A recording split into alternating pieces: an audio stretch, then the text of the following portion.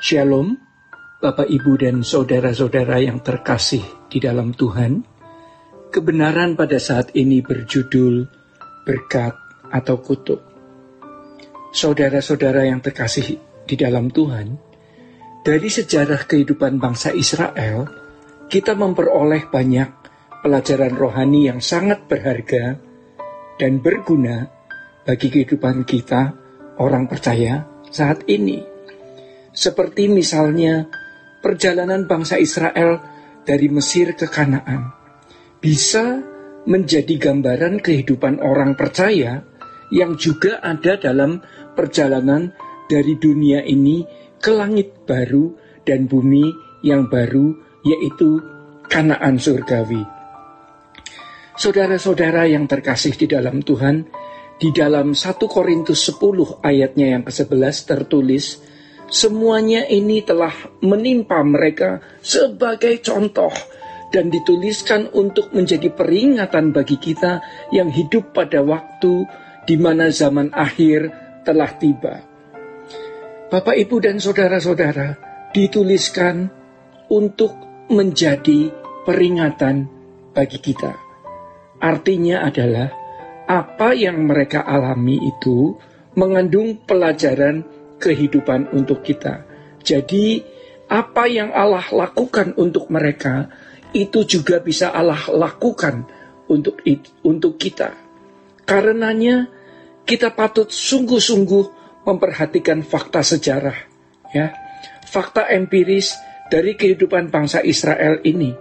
Setelah tiba di Kanaan, banyak sekali peristiwa yang terjadi dalam kehidupan bangsa Israel yang juga bisa menjadi pelajaran rohani bagi kita.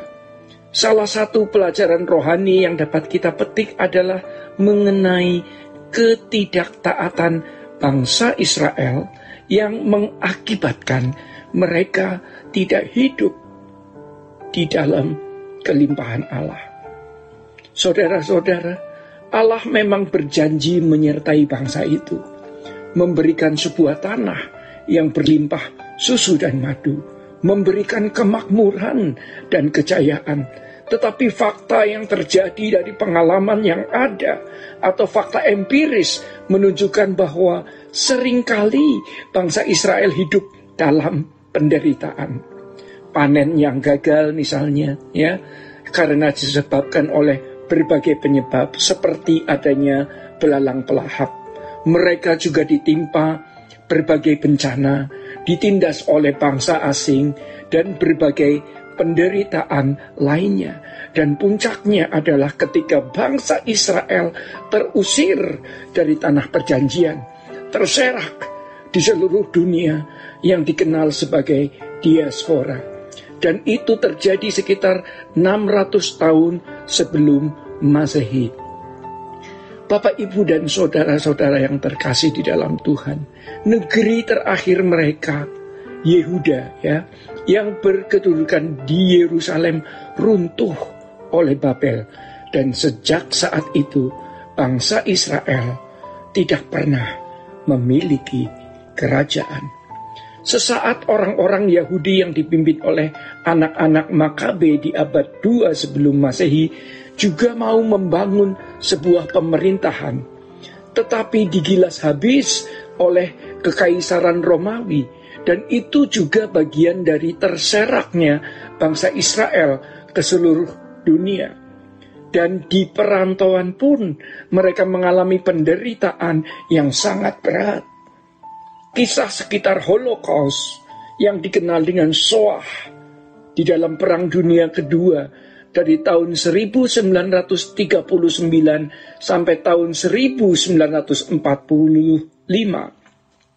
dan khususnya usaha genosida, ya, yaitu pemenuhan satu suku bangsa dengan cara membunuh bangsa itu, telah terjadi atas Israel di tahun 1941 sampai tahun 1945, di mana 6 juta orang Yahudi dibantai. Sejarah kehidupan bangsa itu tragis, memberi pelajaran yang sangat mahal bagi kita tentunya.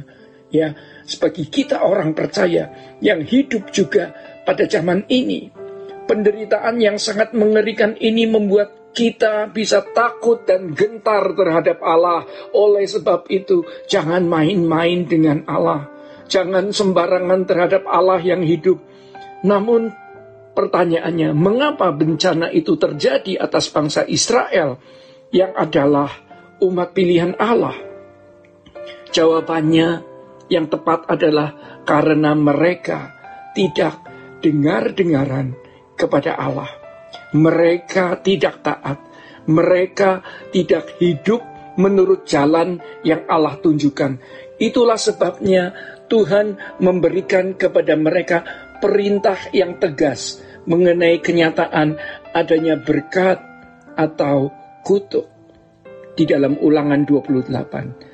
Jadi Bapak, Ibu, dan saudara-saudara yang terkasih di dalam Tuhan, kalau mereka hidup dalam ketaatan, mereka akan diberkati. Dan semua janji Allah terpenuhi. Tetapi kalau mereka tidak hidup dalam ketaatan, maka kutuklah yang akan menimpa mereka.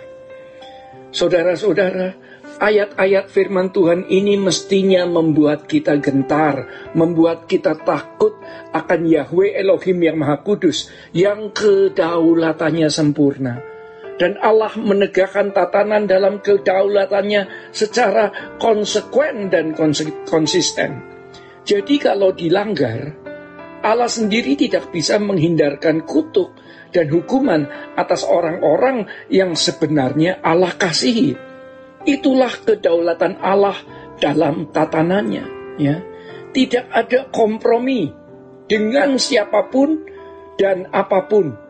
Dan hal ini mestinya menggetarkan jiwa kita, membuat kita benar-benar gentar dan takut akan Allah dengan segala kehormatan. Dalam hidup ini, kita benar-benar berhadapan dengan pribadi Maha Agung yang menciptakan segala sesuatu. Pribadi agung yang memiliki kuasa, memiliki kerajaan dan kemuliaan sampai selama-lamanya.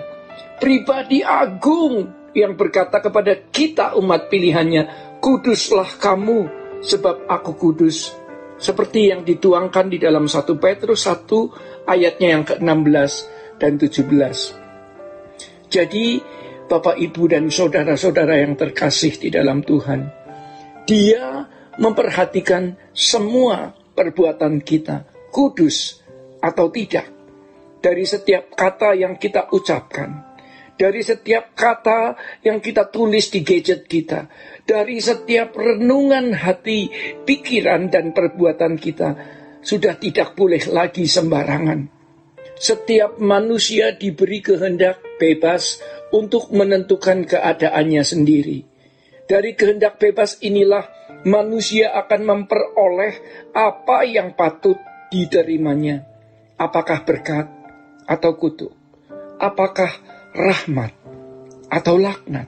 Apakah kelimpahan atau kemiskinan? Hidup kekal dalam kemuliaan atau kebinasaan? Bapak, Ibu, dan saudara-saudara, kita harus memilih, kita harus menentukan dan memetakan hidup kita sendiri. Dalam hal ini, manusia menentukan keadaannya sendiri. Keadaan kita sejak di bumi ini juga sampai nanti di kekekalan. Demikian Bapak, Ibu, dan saudara-saudari yang terkasih di dalam Tuhan. Tuhan Yesus memberkati. Sola Gracia.